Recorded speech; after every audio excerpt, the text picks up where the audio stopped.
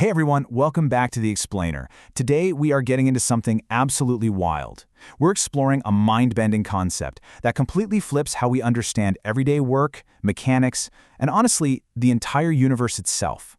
We're going to break down researcher Natanel da Silva Santos's incredibly elegant theory on how things actually move from the realm of pure ideas into the physical world that we touch and operate every day.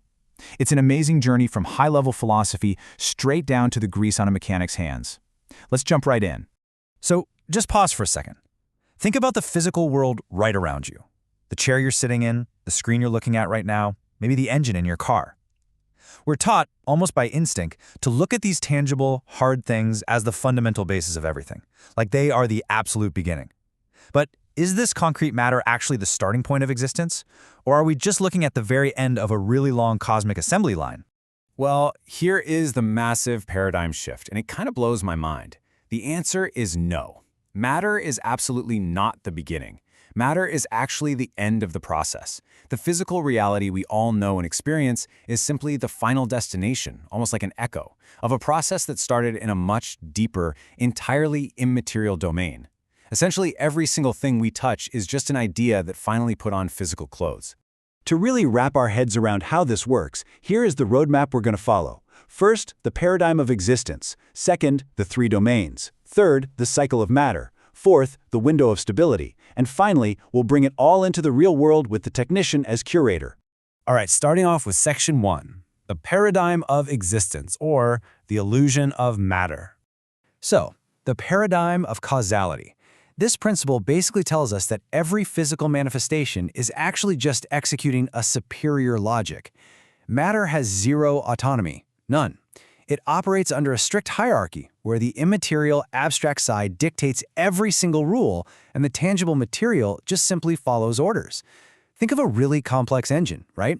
That physical object only works because it's executing a perfect immaterial blueprint that existed way before the very first piece of metal was ever even cast.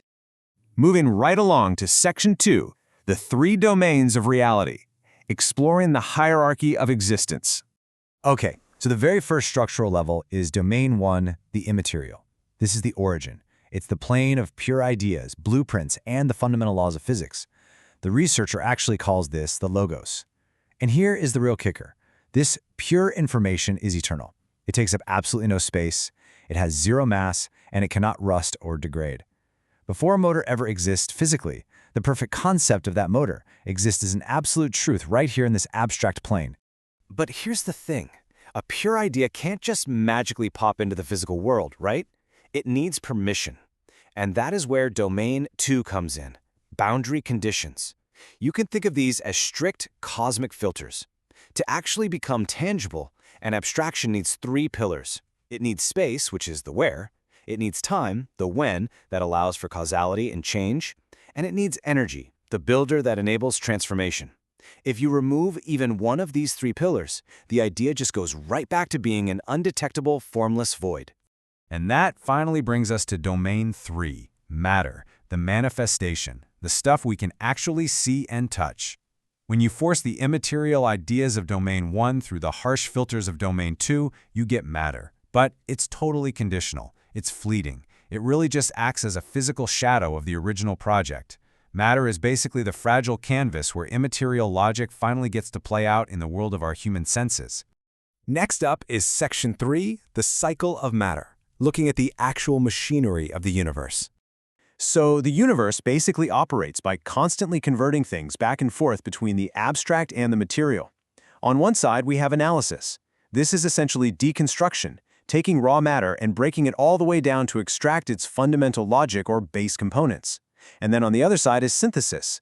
This is the act of building.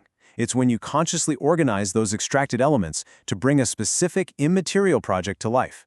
Which leads us straight to an absolute, unbreakable, fundamental law. There is no synthesis without prior analysis. I mean, nothing in our physical universe is just created out of thin air. Every single material creation you see is actually a reorganization of existing pieces that had to be analyzed, broken apart, and then synthesized to fit a brand new blueprint. The builder is always just a reorganization of logic. All right, section 4, the window of stability, diving into the limits of reality. So every single material substance has what's called a window of stability. Think of these as highly specific operational limits of energy, temperature, or pressure.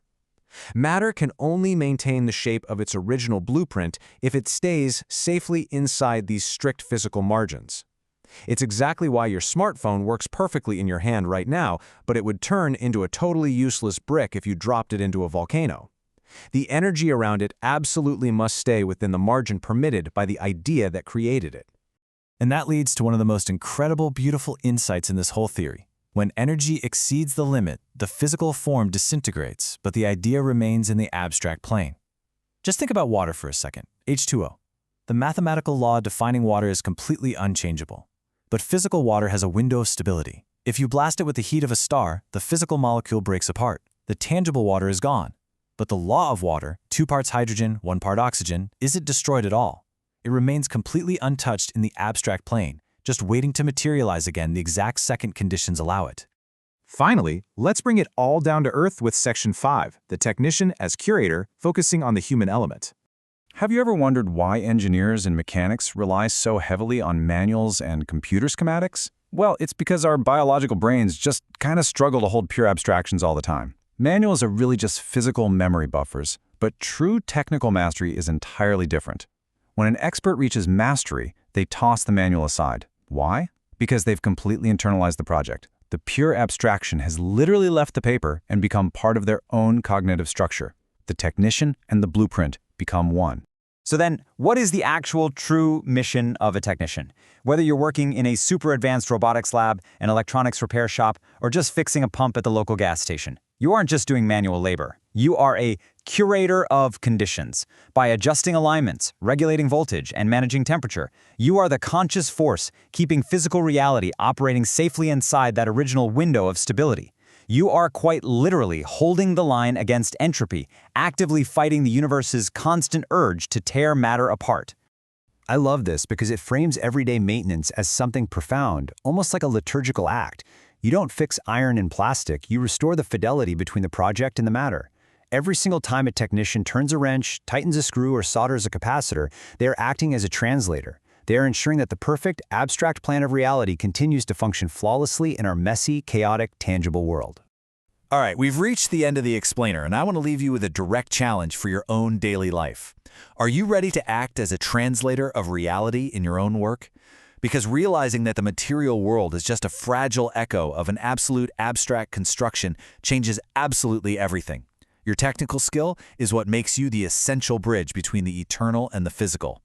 Thank you so much for joining me on this deep dive. Stay curious, and we'll catch you next time.